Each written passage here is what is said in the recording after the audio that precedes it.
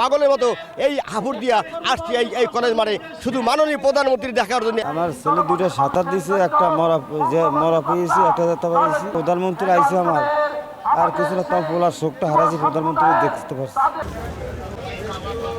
শারীরিক প্রতিবন্ধী গিয়াসউদ্দিন দুই পা না থাকলেও হামাগুড়ি দিয়ে এসেছেন প্রধানমন্ত্রী শেখ হাসিনাকে এক নজর দেখতে, কথা শুনতে। তার মতো ছুটে এসেছেন লাখো মানুষ।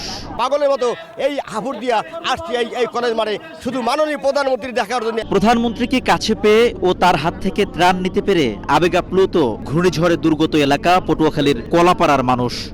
আমরা অত্যন্ত খুশি হয়েছি, প্রধানমন্ত্রী আসছে, আমাদের আনছে এই জায়গায়, আমরা অত্যন্ত তার জন্য দোয়া করি। আমার ছেলে দুটো সাঁতার দিছে, একটা মরা পেয়েছি, একটা যেতে পারিছি। প্রধানমন্ত্রী আইছে আমার, আর কিছু না, তোমার পোলার শোকটা হারাইছি, প্রধানমন্ত্রী দেখতে পারছি। অনেক ক্ষতিগ্রস্ত হয়েছি, তবে এটা নিয়ে আমরা দুঃখ মনে করি না। আমাদের প্রধানমন্ত্রী আমাদের সাথে আছে, আমাদের খোঁজ খবর নিছে, এর জন্য আমরা অনেক অনেক আনন্দিত।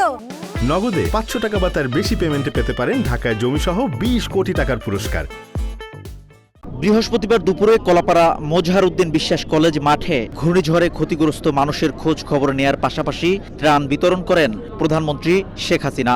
2000 পরিবারকে তুলে দেওয়া হয় সরকারি সহায়তা। প্রধানমন্ত্রীকে কাছে পেয়ে মনের ক্ষত কেটেছে দুর্গত এলাকার বাসিন্দাদের। তবে সরকার প্রধানের সফরের পর ত্রাণের পাশাপাশি বাস্তুহারা মানুষের বাড়ি নির্মাণ করে দেওয়ার দাবি জানিয়েছেন ক্ষতিগ্রস্তরা। আমাকে যদি একটু বাড়িঘরটা দেয় তাই আমরা আরো একটু খুশি হব। স্বাভাবিক জোয়ারও পানি আমরা ভেরি বাচ্চাই। ঘূর্ণিঝড় রোমালের তাণ্ডবে লন্ডভন্ড হয় পটুয়াখালীর উপকূল। বেড়িবাঁধ ভেঙে প্লাবিত হয় রাঙ্গাবালী ও কলাপাড়ার বেশ কয়েকটি নির্মাঞ্চলের কয়েক হাজার বাড়িঘর।